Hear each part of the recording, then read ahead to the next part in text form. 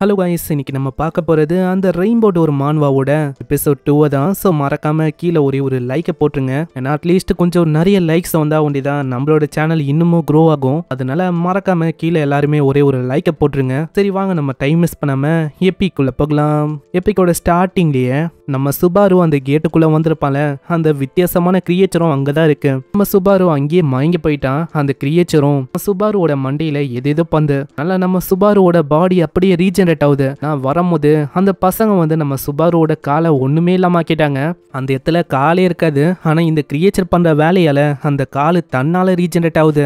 நம்ம சுபாரு கிட்டத்தட்ட இறந்தே போயிருக்கணும். ஆனா இந்த இடத்துல ஆளு ரிவை ஆயிடுறான். நம்ம சுபாரு முழிச்சிட்டு அங்கேயும் இங்கேயும் எல்லா இடத்துலயும் பாக்குறான். நம்ம சுபாரு முன்னாடி சடனா அந்த கிரியேச்சரும் வந்து, ஐயோ என்ன இது? இந்த கிரியேச்சரும் தன்னால போய் அதோட சீட்ல உட்காந்து இதை பார்க்கும் போது சுபாருக்கு அங்க எதுவுமே புரியல. ஏன்னா ஆளு இந்த டோருக்குள்ள வந்ததுக்கப்புறம் இங்க வித்தியாசமா இந்த ஆள் இருக்கான். இதுக்கு முன்னாடி டிவில ஒரு இன்டர்வியூ போயிருக்கும். இதுக்கு முன்னாடியே ஒரு கோல்டன் கேட்டுக்குள்ள ஒரு ஹீரோ போயிருப்பாரு. அவரு தன்னோட இன்டர்வியூல என்ன சொன்னாருன்னா, அவர் உள்ள போகும்போது ஏதோ ஒரு கோல்டு கலர்ல கேசல அவரு பார்த்தாராம். இந்த கேசலுக்கு சொந்தக்காரன் அந்த கோல்டன் கேட்டோட ஓனர் தானா. இதுக்குள்ள வந்ததுக்கப்புறம் தான் அவருக்கு இந்த மாதிரி வித்தியாசமான பவர் எல்லாம் கச்சிருக்குமே.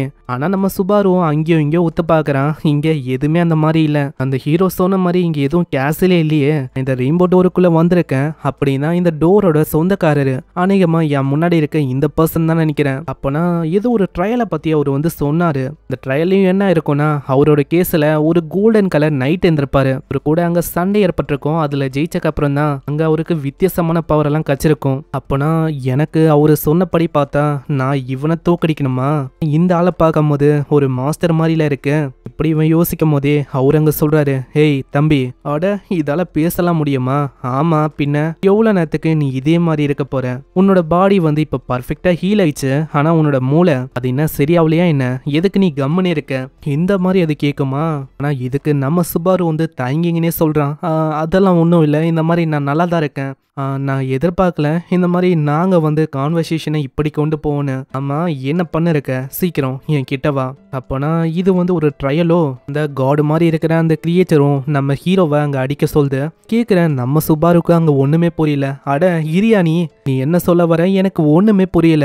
ஏன்னா ஃபர்ஸ்ட் நீ யாரு அதை பத்தி நீ சொல்லு. என்னோட உலகத்துல இது வரைக்கும் ஒரு 3 வகையான டோரை ஒண்டி தான் நான் பார்த்துருக்கேனே. அதுலயும் சில்வரு, கோல்டு, காப்பரு இந்த மாதிரி டோரை ஒண்டி தான் நான் பார்த்துருக்கேனே. அப்படியா? ஆனா அதை பத்திலாம் எனக்கு ஒன்றும் கவலையே இல்லை. என்ன தாக்கு. இந்த இடத்துல லைட்டா தான் அதோட பவரையே காட்டுது. அந்த பவர் அப்படியே சுபாருவை நோக்கி போகுமா? அந்த இடமே அப்படியே தரமட்டமா அழியுது. சுபாரு பக்கத்துல போன அந்த இடம் அது அப்படியே தரமட்டமா அழிய ஆரம்பிக்குது. என்ன இது?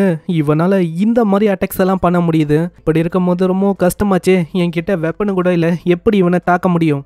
அடே என்ன நீ ரொம்ப லேசியா இருக்க? வா, நான் அதை சொல்லிட்டேன்ல, என்ன தாக்கு வா. நான் எனக்கு ரொம்ப போர் ஆகுது, எனக்கும் தூங்கணும், அதனால வா தாக்கு. சுபாருக்கா என்ன பண்ணுன்னே தெரியல. இதோ வரேன். ஆனா என்னன்னு தெரியல, என்னோட காலு ரொம்ப ஷேக் ஆக ஆரம்பிக்குது. என்னால நிக்க முடியுமானே டவுட்டா இருக்கு. அட இவன் இன்னமும் எனக்கு கடுப்பேத்தின்னு இருக்கான். எதுக்காக தான் இவனை மாதிரி ஒருத்தனை சூஸ் பண்ணணும்? ஏதோ ஒன்று என்னோட அட்டாக்ஸை ஆரம்பிக்க வேண்டியதான். அந்த இடத்துல மேலேருந்து பயங்கரமான வெப்பன்ஸ் எல்லாம் நம்ம ஹீரோவை நோக்கி வருமா? அந்த ஹீரோ பயங்கரமா கத்துறான். அந்த இடத்துல நம்ம ஹீரோவை அது பயங்கரமா தாக்கும்னு அவன் யோசிக்கிறான். ஆனா எதுவுமே நம்ம ஹீரோ மேல படல. நீ கேட்டல என்னை தாக்கணும்னு, உனக்கு பயமா இருந்தா இதுல இருக்க ஒரு வெப்பனை எடுத்து என்னை தாக்கு.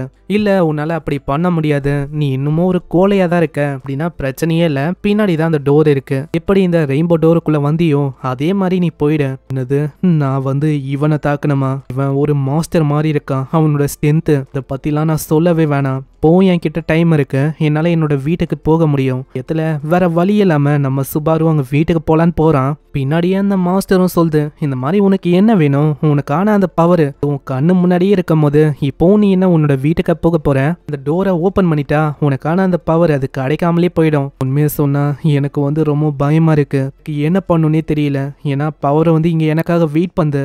என்னால அவனை தாக்க முடியுமா? அந்த மாஸ்டரோட ஸ்ட்ரென்த் அவன் யோசிச்சு பார்த்தே ரொம்ப பயந்து போயிடறான். இல்ல வேற வழி வழியே இல்லாம அங்கிருந்து போலான்னு இருப்பானா, அதுக்குள்ள பின்னாடியே ஒரு வாய்ஸ் கேக்குது. நான் நினைச்சமா தான் நீ உண்மையிலேயே ஒரு பூச்சி தான், நீ ஒரு பூச்சிக்கு தான் சமம், உன்னோட வாழ்க்கை ஒரு பூச்சி மாதிரி தான் போக போகுது இனிமேலும் அப்படின்னு சொல்ல, நம்ம ஹீரோக்கு இதுக்கு முன்னாடியே ஒரு 3 பேரை புலி பண்ணிருப்பாங்களே, அவங்களும் இதே மாதிரி தான் நம்ம சுபாருவை நீ வந்து ஒரு பூச்சி தான்டா, உன்ன மாதிரி ஒரு பூச்சாலே என்ன பண்ண முடியும், பூச்சோட வாழ்க்கை அது வந்து நசுங்கி சாவுறது தான், அதே மாதிரி தான் நீயும் உன்னாலையும் இங்க எதுவுமே பண்ண முடியாது அப்படின்னு நம்ம சுபாருவை எல்லாருமே ஒரு மாதிரி தான் பார்த்திருப்பாங்க. அந்த விஷயம் எல்லாத்தையும் நம்ம சுபாரு அங்க யோசிச்சு பார்க்கறான். இப்போ என் கிட்ட டைம் இருக்கு, என்னோட பழைய வாழ்க்கைக்கு என்னால போக முடியும், ஆனா அப்படி போனாலும் நான் வந்து கடைசி வரைக்கும் முட்டி போட்டு கெஞ்சுற மாதிரி தான் இருக்கும் எல்லார்கிட்டையும். நான் அந்த மாதிரி வாழ்க்கைக்கு நான் போகணுமா, இல்லைன்னா எனக்கான பொறுப்பை நான் ஏத்துட்டு என்னோட பவரை நான் அடையணுமா, எல்லாமே என் கிட்ட தான் இருக்கு. இல்ல நான் ஒன்னும் அங்க போக போதில்ல. அங்க சுபாரு டோரை திறக்க போயிருப்பான்ல, ஆனா அங்க டோரே ஆளு திறக்கல. ஏன் ஏன் எனக்கு ஒண்டி இப்படி ஆகணும், என்னோட வாழ்க்கை அது வந்து ஏன் இப்படி இருக்கணும், எல்லாருமே எனக்கு ஒண்டி ஏன் அப்படி பண்ணணும், என்னோட வாழ்க்கையை ஏன் எல்லாருமே நரகமாக்கணும், எனக்கு இப்போ ஒண்ணுமே புரியல. பார்க்குற அந்த மாஸ்டருக்கும் கொஞ்சம் இன்ட்ரெஸ்டிங்காக இருக்கு. ஏன்னா அங்கே இப்போவும் அவனுக்கு பவர் வேணும் அப்படின்னு தான் நம்ம சுபாரு அங்கே யோசிக்கிறான். இல்லை இதுக்கு மேலேயும் என்ன யாருமே ஒரு பூச்சின்னு சொல்லக்கூடாது, பரவாயில்ல நான் எதிர்பார்த்த மாதிரியே இந்த பையன் ரொம்ப இன்ட்ரெஸ்டிங்காக தான் இருக்கான், பார்க்கலாம் இந்த பையனால இதுக்கு மேலே என்ன பண்ண முடியும்னு. அந்த இடத்துல சுபாரு பயங்கரமாக கத்துறான். இதுக்கு மேலேயும் என்னோட லைஃப்பை வச்சு யாருமே விளையாடுறதுக்கு நான் விட போதில்ல. நான் இது வரைக்கும் என்னை வந்து ஒரு மனுஷன் மாதிரியே யாருமே ட்ரீட் பண்ணலை, மனுஷனுக்கும் கீழே தான் என்னை ட்ரீட்டே பண்ணாங்க. ஆனால் இதுக்கு மேலேயும் நான் ஒன்றும் அப்படி நடக்க விட போதில்ல. இது கேட்குற அந்த மாஸ்டரும் பயங்கரமா சிரிக்குது. பரவாயில்ல உனக்கு வந்து இன்னமும் கடுப்பாவுதோ, அட பூச்சி பையலே பார்க்கலாம் உன்னால என்ன பண்ண முடியும்னு, அப்படிதான் என்னை தாக்குறதுக்கு வா, வாய மூடு மாஸ்டர், நான் ஒன்றும் ஒரு பூச்செல்லாம் இல்லை இப்படி சொல்லிட்டு செம்ம வேகமா அந்த மாஸ்டரை நோக்கி அவன் ஓடி வரான். இதை பார்க்குற அந்த மாஸ்டருக்கு புரியல, அட இவன் என்னதான் பண்ண ட்ரை பண்றான்னு. அதுக்குள்ள ஒரு பயங்கரமான பஞ்சு அதோட மூஞ்சிலே ஒன்று வைக்கிறான். மாஸ்டரோட மூஞ்சில அது பட்டோனே அப்படியே அது கிராக் ஆக ஆரம்பிக்கும். பரவாயில்ல ஃபைனலி ஒரு அடி எனக்கு அடிச்சிட்ட போல, எதிர்பார்த்த மாதிரி தான் உனக்கு தைரியம்னு ஒன்று இருக்கா, உண்மையை சொன்னா நான் வச்ச டெஸ்ட்டை நீ உண்மையிலேயே பாஸ் பண்ணிட்ட. கேட்குற சுபாருக்கு அங்கே ஒன்றுமே புரியல. ஆனால் உண்மையிலேயே இதுதான் ரூல், ஒரே ஒரு அடியை அவங்க அடிக்கணும். அதே மாதிரி தான் நம்ம சுபாருவும் அங்கே பண்ணியிருக்கான். விஷயத்த அவன் பண்ணோனே அந்த மாஸ்டரும் பாஸ் ஆயிட்ட, இப்போ என்னோட பவரை உனக்கு கொடுக்க போறேன். அந்த மாஸ்டர் பயங்கரமா நம்ம சுபாரோட கழுத்திலேயே அங்கே கிடைக்குது. சுபாருக்கா பயங்கரமா வலிக்குது. நம்ம சுபாருக்குள்ள ஏதோ ஒரு வித்தியாசமான விஷயத்த இன்ஜெக்ட் பண்ணா எப்படி இருக்கும், அந்த மாதிரி ஒரு ஃபீலிங்.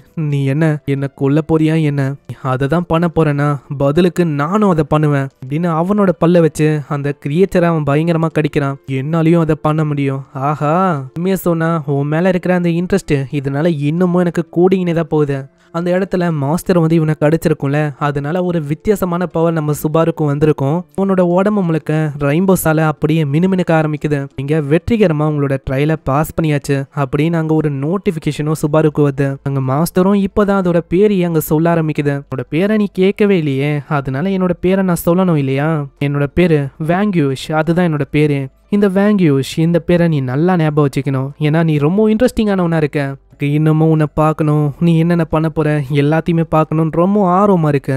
சுபாருவோட ட்ரையலும் அங்கே அப்படியே முடிய சுபாரு அங்கே எழுந்து பார்க்குறான். அவனுக்கு ஒரு ஸ்கில்லும் அங்கே கிடைக்குது. ஸ்கில்லும் லெவல் 1ல இருக்கு, அதோட பேரு பிளட் மோல்டான். அங்கே சுபாரு சைல பார்க்குறான். அந்த கேட்டோட அந்த டோர் இருக்கும்ல, அது வந்து தன்னால அங்கே டிசப்பியர் ஆயிடுது. அங்கே சுபாருக்கு ஒரு நோட்டிஃபிகேஷனும் வருது. பிளேயரா இருக்கிற சுபாரு, நீங்க வந்து 30 செகண்ட்ல இங்கிருந்து வெளியில போயாகணும். கேட்குற சுபாருக்கு அங்கே என்ன பண்றதுன்னே தெரியல.